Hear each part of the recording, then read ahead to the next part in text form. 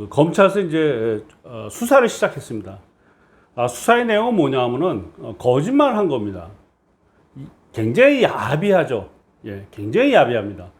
제가 이렇게 쭉 여러분들 보시면 아시지만 그 좌파의 특징은 일단 야비함이라는 걸 제가 꼭 얘기하고 싶고요. 두 번째가 거짓말이다. 아주 거짓말하는 그런 야비한 모습. 우리가 대법원장이라 하면은 그 좀 굉장히 뭔가 인격적으로 완성된 것 같은 그런 느낌을 주는 그러한 그 어떤 타이틀이 아니겠느냐. 가인 김병로라고 아시지 않습니까? 그 가인 김병로를 어떻게든 간에 조상을 둬가지고 그 김종인이와 여지껏 호의호식했던 한 겁니다. 그만큼 이 대법원장이 자른 자리는 자, 3법이라면 국회의장, 대법원장, 대통령인데 이 대법원장이라는 자리는 뭔가 인격을 가진 그런 느낌을 주는 그런 자리인데 춘천지방법원장에 그런 자리에 있던 자가 대법원장이 된 겁니다. 예. 바로 코드 인사죠. 좌파의 어떤 이념적 편향을 가진 그 김명수가 대법원장이 된 거예요. 이제 저는 이렇게 봅니다. 개인적으로 김명수를 조사하기 시작한 거는 사법부에서 이념 판사들을 어떻게든 간에 몰아내기 위한 뭐 그러한 걸로 저는 보여집니다. 예. 막 기본적으로 재판이라는 거는 이념이 들어오면 안 되는 거 아닙니까? 그렇죠? 이념이 들어오게 되면은 이건 무조건 좌냐 우냐 따진단 말이야 판사가. 그러면 이게 법치주의에 해당되지 않는 거다 이렇게 보는 거죠. 자, 그래서 이번에 이 김명수 앞으로 어떻게 될 것인가를 제가 한번 사주를 한번 풀어볼까 합니다. 예. 자, 김명수는요 수월에 태어난 정화일간이에요. 그리고 여기 보시면 이렇게 묘술 화국이 돼요. 이렇게 정묘에 묘가 만나면 화가 됩니다. 그리고 천간에 간목이 이렇게 있어요. 그래서 이 사주 뭐다? 정화신강사주입니다. 정화신강이다. 자, 정화신강 하려면은 용신을 뭘로 잡아야 되면은 금수를 용신 잡아야 돼요. 금수가 용신이다. 신강하니까. 그러니까 금수 때 뭐 발복을 하고 목화해서 별론 거죠. 사실 조우로는 화가 용신이지만 불이 너무 강하게 목생을 가기 때문에 화를 용신을 쓸 수가 없는 거죠. 화를. 여기서 또 한 가지 이 기토도 용신에 해당됩니다. 왜냐하면 우리가 무토가 있고 기토가 있는데 이건 건조하기 때문에 화를 북돋는 어떤 역할을 하는 거예요. 그러니까 충분히 뜨거운 화를 그 설기시키기 어렵다는 거예요. 무토는. 기토는 뭐냐면 축축한 거예요. 물을 머금었어요. 그래서 정화의 화생토로에서 이 기토가 또 용신이다 이렇게 보시면 됩니다. 용신이다. 자, 김명수 2017년 9월에 대법원장이 됐어요. 전혀 뜻밖으로 대법원장이 됐는데 그때가 언제냐? 바로 진대운인 거예요. 진대운 정유년에 유금에서 대법원장이 된 겁니다. 그쵸? 여러분들 진대운 유금에서 그러니까 금에서 대법원장이 된 거예요. 그리고 요 진대운에서 우리가 뭘 할 수 있느냐? 바로 요 술과 진이 만나면 진술충이 되는 거예요. 그래서 술이 깨집니다. 제가 지난번에 얘기했지만은 토끼의 충은 붕충이라 해요. 진술충미는 붕충이다. 그래서 귀신충일 때 오히려 발복한다는 걸 제가 한번 얘기한 적이 있습니다. 제 동영상 중에서. 그래서 이 술이 여기서 어떤 역할을 하냐면 묘랑 합을 쳐서 불로 화로 화하기 때문에 진술충이 치면은 불의 사이즈가 확 줄어드는 겁니다. 불의 사이즈가. 그러니까 불길함이 줄어든다. 그래서 이 진술충에 이 사람이 대법원장이 된 거예요. 그리고 마침 또 대운도 좋고 세운 유금에 대법원장이 됐다 이렇게 보시면 됩니다. 예. 대법원장이 된 지 지금 5년 차라서 내년도 9월이 임기 만료입니다. 벌써 5년 해먹었어요. 이 사람 밑에서. 지겹죠, 진짜. 김명수. 끝없이 그 문제를 일으키는 김명수. 그 이유를 또 제가 얘기해드리면은, 일단 정의로워야 되잖아요. 근데 여기서 이 사주는요, 우리가 이제 정의로운 건 관이 발달한 거라.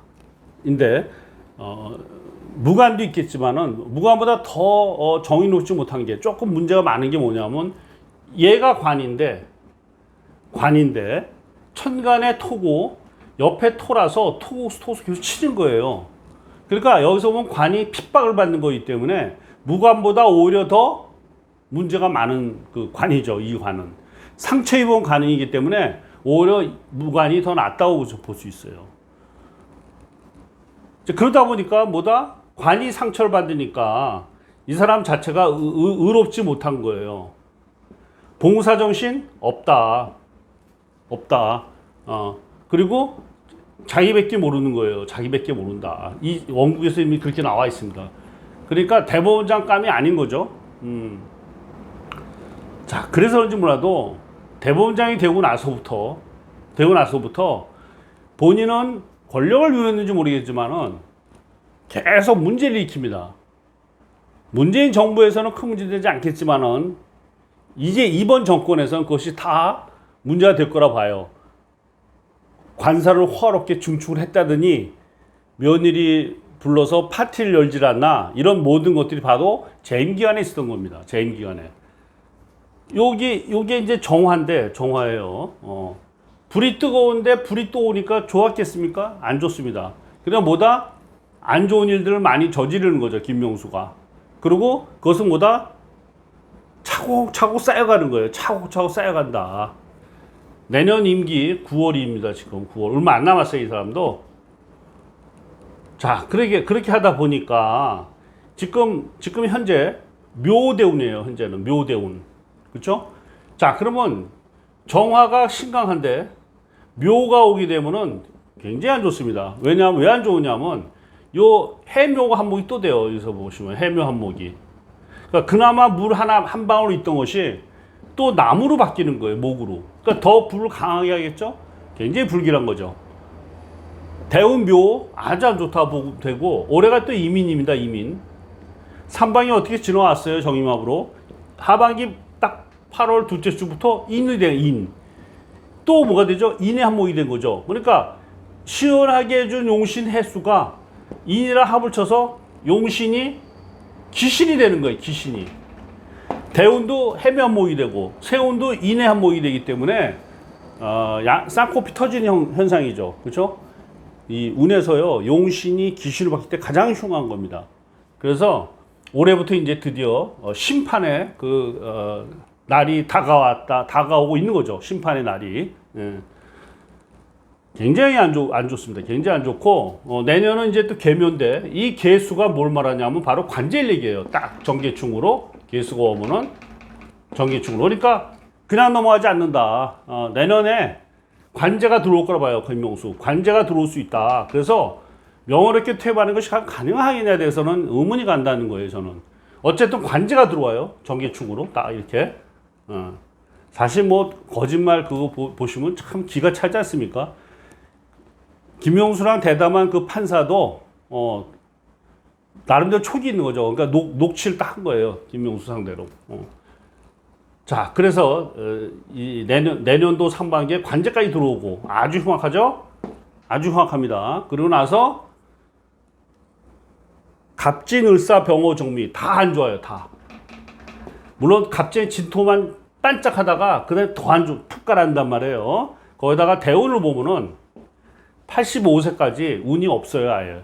왜냐하면 이 사주는 불바다 사주라서 불이 오면 안 되는데 이 병인보다 센 불이 어디 있습니까? 그러니까 71세부터 10년간이 굉장히 어두운 세월을 보낸다.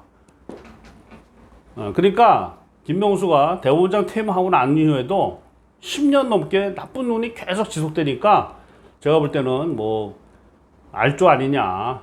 이 사람 운은 완전히 끝났다.